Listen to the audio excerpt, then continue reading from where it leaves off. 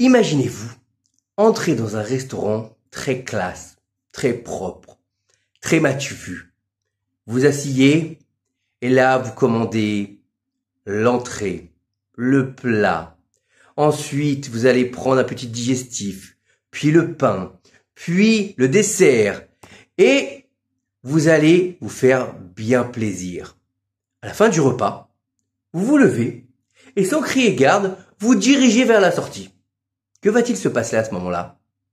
Eh bien, je pense que ou le serveur ou le directeur de l'établissement vous rattrapera par le col et vous demandera de payer l'addition. C'est exactement la même chose avec Akadosh Baruch Hu.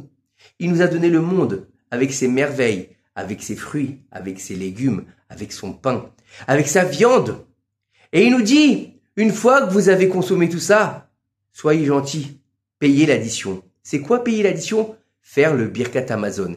Il faut savoir que le premier qui a dans le Midrash demandé aux gens de faire le Birkat Hamazon, c'est Avraham Avinu. Peut-être que c'est pas le même Birkat Hamazon que l'on fait aujourd'hui, mais en tout cas, il faut savoir que Avraham Avinu, il avait une tente qui était dans le désert, elle était ouverte des quatre côtés. Quand les gens venaient, ils se restauraient, ils venaient manger, ils venaient boire, ils venaient se reposer.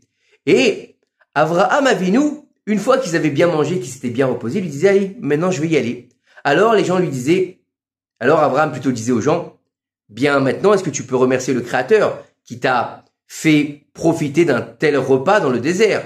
Alors la personne disait, oui, je vais sortir mon idole, merci de m'avoir donné à manger et à boire dans le désert. Alors Abraham il lui disait, non pas du tout, c'est pas ça, il faut que tu remercies le Créateur du monde.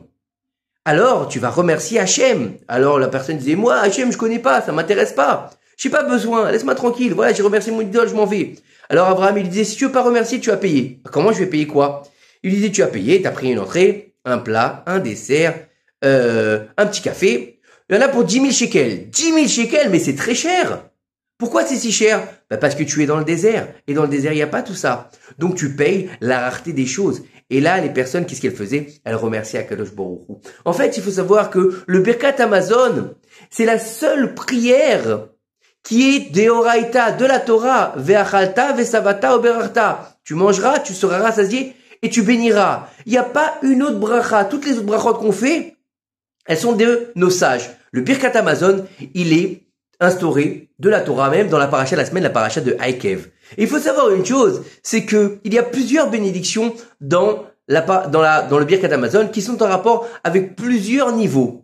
La première bénédiction a été instaurée par Moshe Rabbeinu. La deuxième bénédiction, elle a été instaurée par Yoshua bin Nun. La troisième bénédiction, celle qui nous parle du temple de Jérusalem, elle a été instaurée par David Amelech et par Shlomo Amelech, chacun avec son niveau. Et la dernière bénédiction, à Tov Ametiv, elle a été instaurée par les sages de Yavne.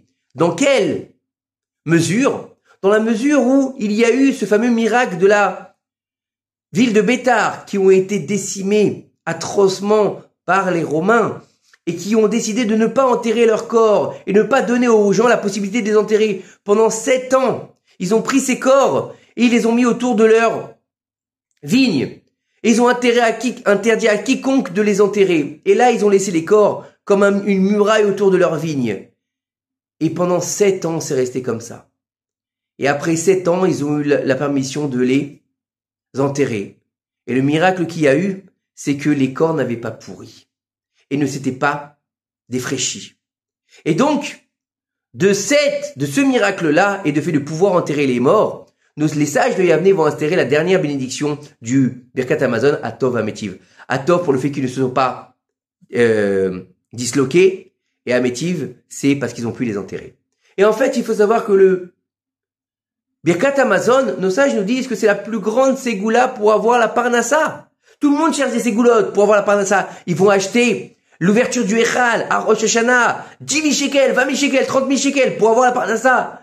Fais le Birkat Hamazon. Comment il faut faire le Birkat Hamazon? Nos sages nous disent dans le texte, dans les mots. Prends le temps de faire ton Birkat Hamazon. Et si tu prends le temps de faire le Birkat Hamazon, alors ce sera une ségoula pour avoir la parnassa. De plus, nos sages nous disent, lorsque tu fais le Birkat Hamazon, en semaine, déjà, il faut enlever les couteaux de la table pour ne pas avoir, comme le disent nos sages, cette envie de malheureusement atteindre à sa vie parce que c'est tellement triste de dire, voilà, Bonné Yerushalem refait la construction de Jérusalem et de tristesse, on en viendrait à se faire du mal. Non, chas v'shalom. Donc on enlève les couteaux. Le Shabbat, on peut les laisser. Mais qu'est-ce qu'il faut? Nos sages nous disent, laisse toujours de la nourriture sur la table. Laisse toujours quelque chose. Pourquoi? Parce qu'à partir de là, Kadosh Baruch Hu, il va faire la bénédiction. À partir de là, il va te donner la bracha dans ce que tu as. Comme on l'a vu avec Elisha, le Navi. Elle lui a dit, la femme, elle lui a dit, j'ai rien. Donne-moi quelque chose pour avoir une bénédiction, pour pouvoir rembourser mes créanciers. Il lui a dit, qu'est-ce que tu as chez toi? Il lui a dit, j'ai un fond d'huile. Ça suffit. Va chercher plein de récipients. Et elle a continué à verser l'huile jusqu'à que tous les récipients étaient remplis. Quand elle a fini, ça s'est arrêté. Donc ça veut dire qu'il faut toujours un minimum de choses pour pouvoir avoir la bénédiction. Fais un keli. Donne à Dieu un petit morceau. D'un petit morceau, il va te faire quelque chose de géant. D'un peu de pain, il va te donner des brioches.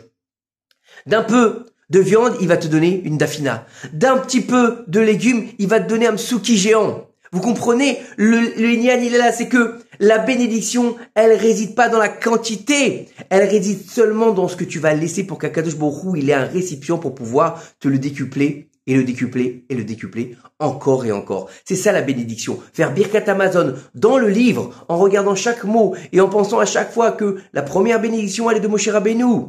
On parle de Mazon, la nourriture. La Haaretz, après on va parler de la terre d'Israël, On parle, c'est Yoshua Binoun qui a fait rentrer les Bnei Israël en Eretz Israël. Shlomo Amelech et David Amelech qui ont réhabilité Jérusalem pour en faire la capitale et pour en construire son Beth Amikdash. Et nos sages de l'avenir qui nous ont permis de faire cette dernière bénédiction pour la ville de Bétar. Donc il faut comprendre par là que toutes ces bénédictions qui sont dans le Birkat Hamazon sont d'Oraïta. C'est la seule bénédiction qui nous vient de la Torah. Ve'achalta, tu as mangé, ou berarta, ou ve'savata, tu t'es rassasié, ou berarta. Remercie le Créateur. N'oublie jamais de remercier Hachem pour tout ce qu'il est bien fait qu'il t'a donné. Ne va pas comme un voleur venir manger et après te sauver. Non, prends le temps. Tu es repu, prends le temps de dire à Kadosh Baruch Hu, merci beaucoup. Alors merci, si on ne sait pas le dire en hébreu, on le dit en français.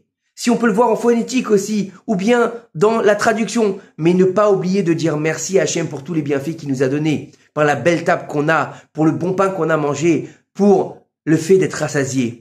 Et ça, c'est aussi un miracle d'être rassasié. Beaucoup de personnes mangent et ne sont pas rassasiées. Ou beaucoup de personnes, ils ont les moyens d'avoir tout ce qu'ils veulent, mais ils peuvent pas manger. Pourquoi? Parce qu'ils sont intolérants au gluten, parce qu'ils sont intolérants à ci, parce que ils sont sous perfusion, parce que ils ont une maladie, etc. Donc ils ne peuvent pas profiter de tous les bienfaits que Dieu nous a donnés. Donc pour cela, rien que pour ça, il faut dire merci à Hachem de m'avoir donné le moyen de pouvoir manger correctement, pouvoir être rassasié correctement, et bien sûr ensuite de bénir correctement avec le Birkat Hamazon, que c'est quelque part le Torah nous aide à faire venir le Mashiach, Bimerabéa, Amen Keni Ratzon. On est aujourd'hui à l'aube de la délivrance finale, mais il faut se renforcer dans les brachot, dans les mitzvot et dans les maasim toim. Amen Keni Ratzon. Shabbat Shalom Vorach.